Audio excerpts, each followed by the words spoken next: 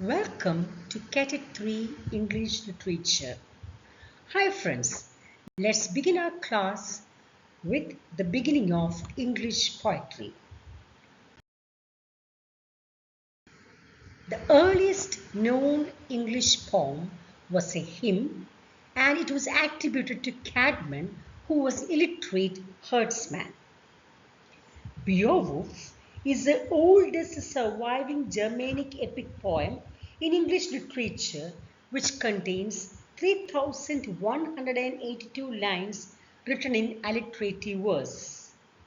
Beowulf is about a monster slaying based on the theme of good and evil. The dragon attacks the land and burned whatever came his way.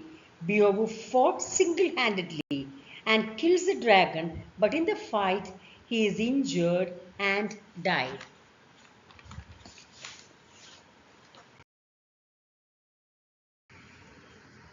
The elegies. The famous elegies of this period were preserved in the Exeter book, and the elegies are the Wanderer, the Seafarer, the Wife's Lament, and Husband's Message. These elegies are monologues and illustrate the personal feeling of an unnamed poet.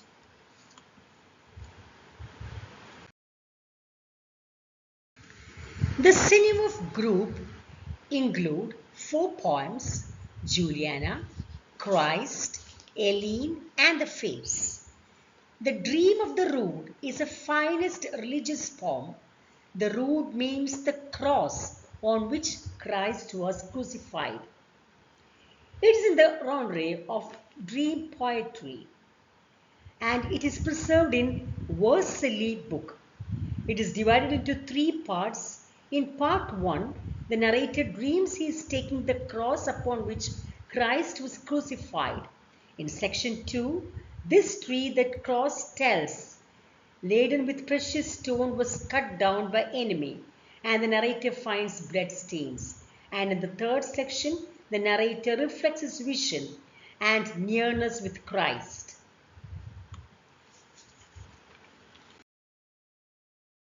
Old English prose. Alfred the Great is regarded as a father of English prose. As he himself tells in the preface to the Pastoral Care, he began a series of translation due to the lamentable state. The 5 important translations are the Pastoral Care of Pope Gregory, the History of the World of Orosius, Bede's Ecclesiastical History, Boethius' Consolation of Philosophy, and the Soliloquies of Saint Augustine. In his Ecclesiastical History, Bede tells a story of the lay brother Cadman, who by divine inspiration was transformed from a state of tongue-tied ineffectiveness into that of poetical ecstasy. He was summoned into the presence of the Abbess of Hilda of Whitby, became a monk, and afterwards sang of many biblical events. Genesis, Exodus, Daniel and Christ, and Satan are related to Cadman. Let's take a look at the chief characteristics of the Anglo-Saxon literature. The chief characteristics include heroic or epic and narrative poems, use of alliteration and metaphors. The literature was oral and handed down from mouth to mouth.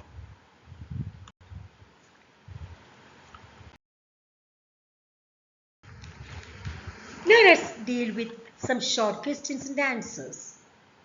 First one, when did the Anglo-Saxon conquest take place? Yes, it's in the 7th century. The first Englishmen are Angles and Saxons. The history of English literature began with Anglo-Saxon settlement in Britain. The most important specimen of Old English literature is Beowulf. The main stories of Beowulf are based on the folk legends of pagan myth.